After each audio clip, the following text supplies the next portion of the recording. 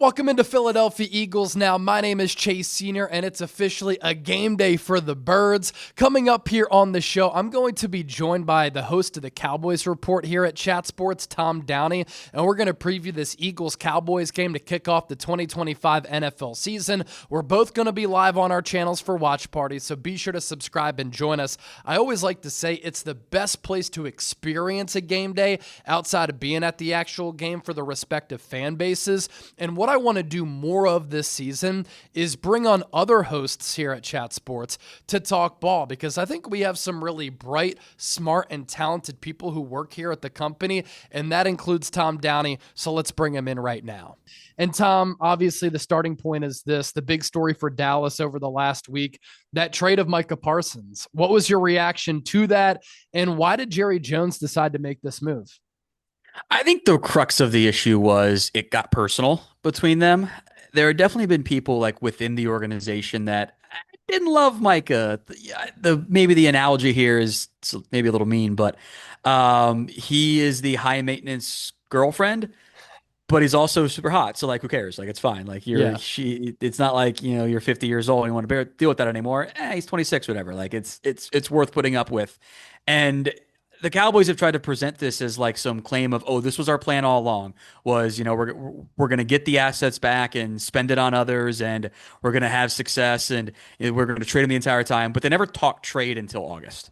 Right? They didn't listen to any, really even float that out there as an option. Their plan was to pay him. And I think once the whole snafu of Micah talking with Jerry and trying to get organized and get the deal done without the agent, which was delusional if they ever thought that was going to happen in the first place. Once that kind of fell apart, and then with the training camp back and forth, it just deteriorated to a point where it kind of became the final straw. And they're like, we're done. We're just going to move on and get what we can back. And it was just a mess for the whole thing. Once again, their process is terrible. Yeah. Did you like the return of 2 first-round picks and Kenny Clark? I think if they would have traded him earlier in the offseason, they probably would have gotten more, right? I think they definitely would have gotten more because you would have had more teams that were able to do it. At minimum, the Falcons would have been involved. Like the Falcons essentially gave up 2 first-round picks to get edges as it was. They couldn't be involved because they didn't have a first-round pick next year. They were never going to be a feasible team. If you had done this in March or April, I think you definitely would have gotten more because at minimum, the Packers pick would have still been on there. Like, maybe in that case, like a Carolina is in the mix, and you're willing to take that top 10 pick from Carolina and additional picks. And then you can get Tedero and McMillan, and then you're not having to trade a 3rd-round pick for George Pickens, and you have all your extra assets still. I think relative to when they did the trade, it was about as good as they were going to be able to get. There were many in Cowboys fandom who were like, we're going to get the Herschel Walker package. Like, you were never going to get that. It's never going to happen again. 2 firsts and a very, very good player is the best I think you realistically could have been able to have. And another big offseason move for Dallas, of course, electing to not retain Mike McCarthy. Jerry Jones did not give him a contract extension. And I thought the process of finding a new head coach was a little bit odd. They didn't really go after a big candidate. Instead, they went in-house. And I know you and I had exchanged some messages back and forth about jokingly saying it's going to be Brian Schottenheimer, but then Jerry actually goes with Brian Schottenheimer. So it's new era of Cowboys football under him. He was the offensive coordinator under McCarthy, but he didn't call plays because McCarthy was calling plays. And no other team really had shown any interest in him as a head coaching candidate now or for multiple years. He wasn't really seriously looked at as a prime head coaching candidate. And so what's been the early read on him? I will say when we were at the NFL Combine, I peeked in at his press conference, and I know it's just a press conference, but I was impressed with how he carried himself, what he said from a philosophical football standpoint. I think everything he's had a chance to prove himself on so far has been pretty good. I think he went about hiring the coaching staff in a pretty solid way. Every time he speaks, it's like, okay, this guy seems to get it. He seems to be able to sway people over. Like, definitely would be a good interviewer for jobs, so to speak. None of that matters until the games turn on. I think there's like one of 2 ways this probably goes. Like, the optimistic way for us is, at least maybe for me, not for you, is Cowboys were right all along. They found the hidden gem as a head coach. They should have known better. Or it's like, well, of course the guy that nobody else wanted is a bad head coach. Like, why are we surprised by that? So I don't know how it turns out. I have plenty of concerns. I don't think the preseason taught us anything of note. You have a relatively easy schedule compared to the end of season schedule, so they better get some wins early. He seems like a great guy, the type of guy you want to cheer for, independent of fandom. But there's a lot on his plate. Like he hasn't called plays in years, hasn't been a head coach before. Like the possibility of this being Garrett 2.0 is also very, very real. Dak's 9-4 against the Eagles, so he's had a lot of success against Philadelphia. Offensively, is it going to be a lot of the same concepts and scheme? I think a decent amount. I think the big thing they're going to try to tweak is the run game concepts. Like that's why they brought over Clayton Adams as the offensive coordinator. His run game stuff was really good in Arizona. Like now, how much of that is him versus the OC? Like, valid conversation, but like the Cowboys' game plan a lot last year was okay, just run the ball up the middle inside zone. It's not how they're going to do it this year. They'll still do that, obviously, but I was looking at the percentages of like the run game concepts, and there were like two concepts that the Cowboys ran at least 10% of the time. It was just inside zone, outside zone, essentially. The Cardinals had like five different concepts, like gap and power and counters and sweeps. Like they were much more diverse with their run game, which would be nice. Like I assume Philadelphia's game plan is going to be we'll sit back in some combination of two high shell, cover six, cover four, take away the deep explosive plays. Great way to counter that is to just run the football. Cowboys haven't been able to do that in years. Like when it's been push come to shove against good teams, they just have been unable to run the football 9 times out of 10. And you mentioned that Cowboys rushing attack last year and in years prior, it's been awful. They really haven't been a good running team since they had that really good offensive line early in Dak's career when Ezekiel Elliott wasn't washed. And so is Jaydon Blue, the rookie out of Texas, the speedster, going to be the guy? Is it going to be former Eagles Miles Sanders? They bring in Javonte Williams. Both of them were really bad last year.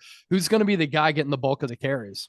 I think it's going to be Javonte to start. I wouldn't be shocked if at some point as the year goes on, they get a little bit more Jaydon Blue involved. Okay. I think Sanders is going to be the second back. I don't know. This is a team that didn't have a lot of like real competition, despite saying they were going to have it. They just kind of ran out the same unit every week during training camp and the preseason with limited changes. Kind of reminds me, not that dissimilar to this time last year when it was Zeke Elliott and Dalvin Cook are the backs, and it's like that's just unserious. I am concerned that it's going to be the exact same thing. I think, honestly, Rico Dowdle did a pretty good job last year. I forget what the exact metric was, but he was like top 10 or top 15 in yards after contact.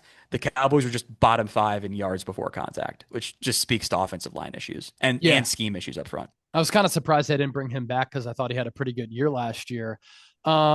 As far as the Cowboys rushing defense, last year, one of the worst in the NFL. And in that Micah Parsons trade, they get back Kenny Clark. And a big reason why Jerry said he made that deal is because we can either have one Micah or we can get a Kenny Clark and additional assets back to try to rebuild this team to a certain degree. You don't have to pay $47 million a year to a non-quarterback. And he specifically mentioned how bad the Cowboys have been at stopping the run. And last year, they were literally bottom 5 in almost every major statistical category with their rushing defense. Bring in Kenny Clark in that trade. Is that enough to help improve that unit under Matt Eberflus? Have they done anything else to kind of address what was a porous rushing defense?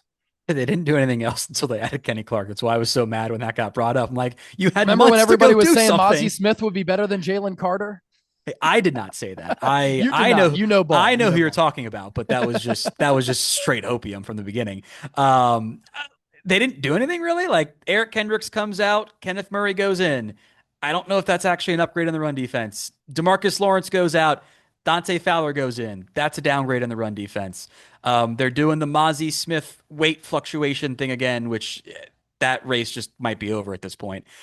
Jordan Lewis leaves at nickel. We'll see if they're okay at that spot. Like Kenny Clark helps them a lot. I was extremely worried that this was gonna, and it still, I think, is my main concern that I wouldn't be shocked if this was like that 2020 Cowboys defense to begin the year where like they just can't do anything. Like I have that Browns game in my head. They get the ball, they go tie the game up at 7-7. Dak gets a blindside sack fumble on the next drive, throws one pass on 3rd and 8 that doesn't get the first down, gets the ball back, and it's to 7 after one pass attempt, or maybe it was two pass attempts, something like that. Yeah. Like that's my concern is that they're still not going to be good enough as a unit to stop the run. And, Micah wasn't an elite run defender. I also don't think he was of massive vulnerability either. Their linebacker play has not been very good about flowing and fitting the gaps properly. It's been that way since Mike Nolan. Yeah. Yeah. Interesting stuff. I mentioned earlier, Dak's 9-4 against the Eagles. And I know a lot of Cowboys fans like to use that to their advantage when they're debating Jalen Hurts against Dak Prescott. It's actually pretty weird. Like Jalen and Dak haven't really played each other a lot throughout their respective careers. Hardly at all. But Dak last year, he's coming off a year in which he only played 8 games, had that torn hamstring, threw 8 picks in those 8 games. And so kind of reverted back to what he did in 2022 when he led the NFL in picks. But you add George Pickens to CD Lamb. They've really needed a number 2 alongside CD for quite a while. Brandon Cooks just wasn't that guy. And there are a lot of question marks in the Eagles secondary. Who's going to start opposite of Quinyon Mitchell on the outside? Looks like it's going to be Adoree Jackson. Who's going to start at safety alongside Reed Blankenship? Looks like it's going to be Sidney Brown. But how do you see that matchup playing out? The Eagles secondary against the Cowboys passing attack on offense. If I were the Cowboys, I'd just try like hell to pick on Adoree all game long. Yeah. Just try to I would almost like put Turpin in the slot and sacrifice him and hope that DeJean has to cover him, which I think he can do because he's awesome. And then whoever's not on, whoever Quinton Mitchell's not on, I try to go that way. I kind of get the feeling that kind of like we just talked about, the run offense isn't great. The run defense might not be great. Kind of boils down to, okay, passing offense, go save us, which they've put a ton of assets into it. Like it kind of has to be. It might not be good team building to have to be, okay, passing offense, go make a bunch of big plays for us, have success. Will probably rear its ugly head against better teams like the Eagles, which is a story we've seen how many times now with the Cowboys. When the margins get thinner, it's harder to win, whatever. I was actually more worried about Dak last year than I was in 2022. The Cowboys will never admit it because at this point it's long gone and they were on the team for a while. A lot of those interceptions were just straight up not the quarterback's fault. Like the receiver was not running the right route. He wasn't going up to play for the football. Like they'll never say it. Gallup was horrible that year. Like he wasn't where he needed to be. And that there were the Noah Brown drop that turns into a pick 6 to lose the Jags game was unbelievable. But last year he was trying to do way too much. Like that Steelers game, like he's just trying to throw for the touchdown every time or thinks it got post snap. Like I thought 2024 was more concerning even without the injury than 2022 was. So the passing offense is going to, I think, have to play a huge role for this Cowboys team against the Eagles. Fangio's given this team trouble in the past. So, if you can pick on Adoree Jackson, that helps you. I think you probably want to get Jake Ferguson going with some safety concerns there. But I mean, there's a reason the Eagles are 8.5-point favorites. Big injury news for the Cowboys. Tyler Guyton, Trevon Diggs back at practice today. Looks as though they're going to play. Those are 2 big additions for what Dallas wants to do on both sides of the ball going into Thursday. I mean, it's huge. The alternatives were playing Nathan Thomas, a 7th-round pick who didn't play at all last year at left tackle, and playing either Reddy Stewart or Triquez Bridges or Zion Childress, who I'd say if any of the Eagles fans don't know who that is, good job. You guys have lives outside of football. Like, those are complete unknowns. It's a couple UDFAs and a 7th-round pick from different teams over the past 2 years. Like they needed those guys back. Cowboys probably owe Trevon Diggs an apology because they kind of repeatedly bodied him for his rehab efforts, and he's ahead of schedule. Like we had been discussing, like, is he going to be back in time for Thanksgiving? Oh, he's back for week 1. It's huge for the Cowboys. Yeah. You got a prediction for this game? I know you've already done your preview. What was your score prediction in that preview? Pretty sure I put down 29-20 Eagles. Okay. I'm pretty sure that's what I put down. I think I put down like 30-17. I think it's going to be close to start as both teams kind of feel each other out. Starters didn't really play for either team in the preseason. And so you're going to see some rust. You're going to see that classic early season sluggish nature of this game. And then the Eagles, just with their talent, they kind of pull away late. And I think there are very few position groups that, like, objectively non-homer takes that you can go, yeah, this Cowboys group is better than Philadelphia. Like, you could have done edge. Not sure that's the case now. I don't know if defensive tackle closed that gap enough. Like, there's some ones that are extremely close, but I unless the Eagles just really come out I don't know, celebrating the championship or something too much. I feel like they're right to be favored by 8.5. Yeah. Yeah. And that line's kind of gone up over the last Mm-hmm. 24 hours. I saw it at 9. And so I think some Oh, late okay. money is coming in on Philadelphia. But That makes Tom, sense.